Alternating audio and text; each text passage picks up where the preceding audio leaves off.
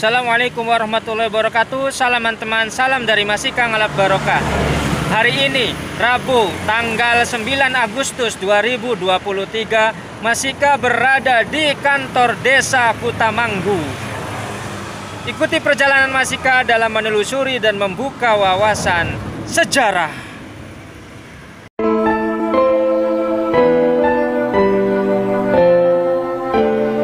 Bismillahirrahmanirrahim. Allahumma sholli wa sallim wa barik ala sayyidina Muhammad. Awal mulanya Desa Kutamanggu hanya merupakan sebuah kampung kecil yang dipimpin oleh seorang lurah yang bernama Pura. Kampung ini bernama Dukuh Asem yang menginduk pada pemerintahan Desa Baribis. Di kampung Dukuh Asem ini berdiri sebuah pesantren yang dipimpin oleh seorang tokoh yang bernama Syekh Majaji. Pesantren ini mengembangkan ajaran-ajaran agama Islam yang pada saat itu santrinya cukup banyak dan sebagian besar berasal dari luar daerah Dukuh Asem. Lokasi pesantren ini terletak di sebelah selatan kampung Dukuh Asem pada daerah yang agak tinggi atau bisa disebut juga terletak di atas bukit. Nama dari pesantren ini adalah Sindang Moyan. Sampai sekarang, nama Sindang Moyan masih ada. Namun, sayang pesantrennya sudah tidak ada, melainkan menjadi sebuah pemakaman umum yang disebut Makam Sindang Moyan, yang merupakan makam-makam karuhun Desa Kutamanggu.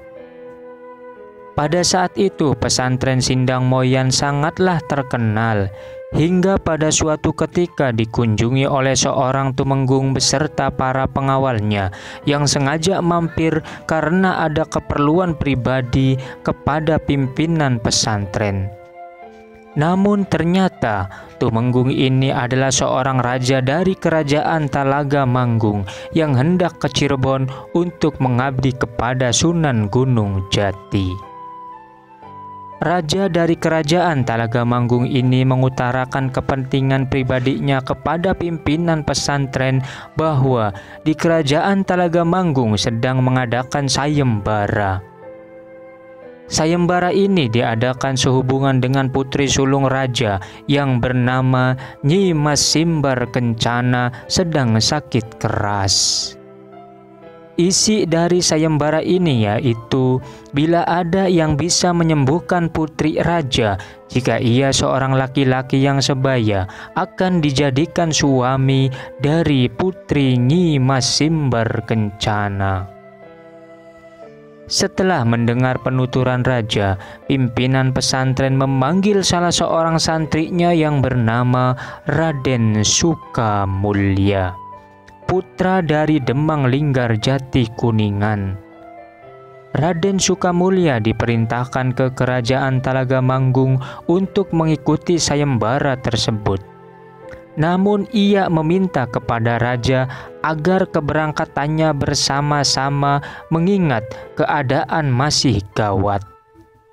Raja menyetujui kehendak Raden Sukamulya dan akan menjemputnya sepulang dari Cirebon. Untuk mengikat janji tersebut, Raden Sukamulya meminta mahkota tumenggung yang dipakainya karena takut raja berbohong. Maka raja memberikan mahkota tumenggung yang dipakainya sebagai jaminan dan tanda kepercayaan.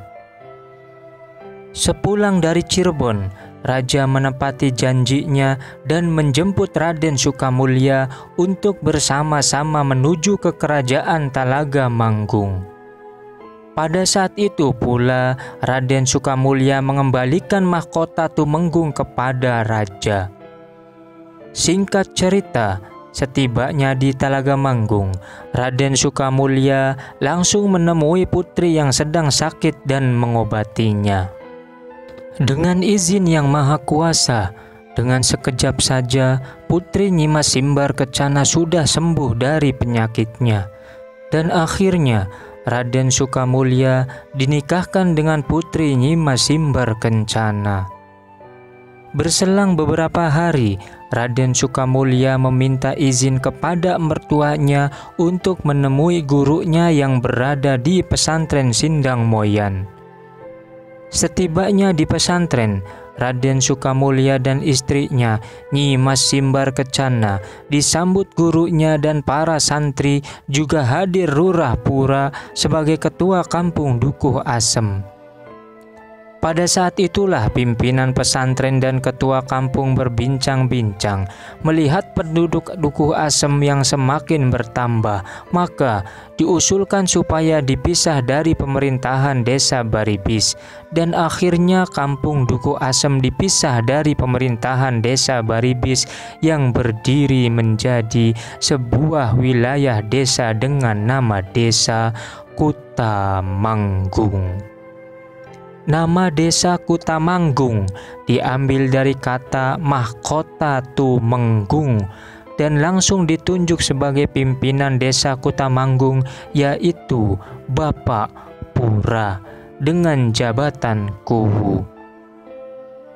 Pembentukan desa Kutamanggung lengkap dengan batas-batasnya adalah: sebelah utara desa Karayunan, sebelah timur desa Babakan Menjeti, sebelah selatan desa Simperem dan desa Cicenang, sebelah barat desa Baribis. Hasil rempugan pada waktu itu bahwa nama desa akan dirubah. Dalam rempugan selanjutnya memutuskan bahwa nama desa yang tadinya Kutamanggung dirubah menjadi Kutamanggu hingga sekarang. Oh iya teman-teman, sebelum Masika akhiri video ini, Masika akan sampaikan terlebih dahulu tentang nama dan perbedaan cerita, karena ini berkaitan dengan Kerajaan Talaga. Jadi, jika kita melihat sejarah tentang Kerajaan Talaga, bahwa nama dari suami Simbar Kencana bukanlah Raden Sukamulya, melainkan Raden Kusumalaya Ajar Kutamanggu, keturunan Galuh dan mempunyai putra Sunan Parung. Dan setelah Ratu Simbar Kencana meninggal dunia, kerajaan pun diturunkannya kepada putranya Sunan Parung.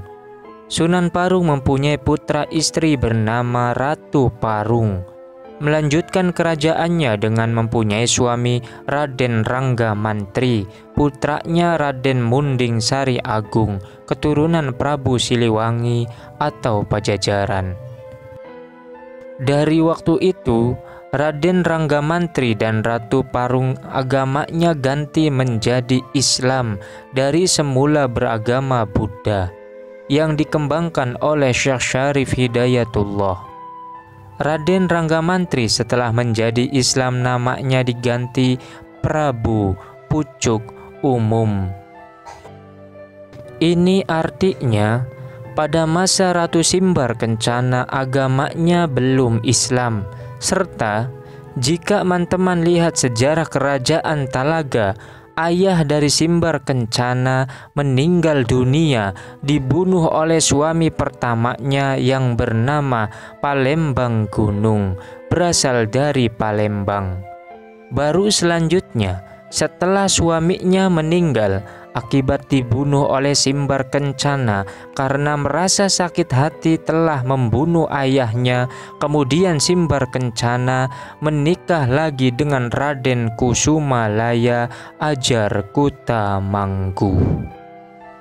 Ini menjadi pertanyaan, lalu sayembara yang diadakan oleh ayah dari Simbar Kencana itu bagaimana? Sedangkan ketika ayahnya masih hidup, status Simbar Kencana adalah istri dari Palembang Gunung.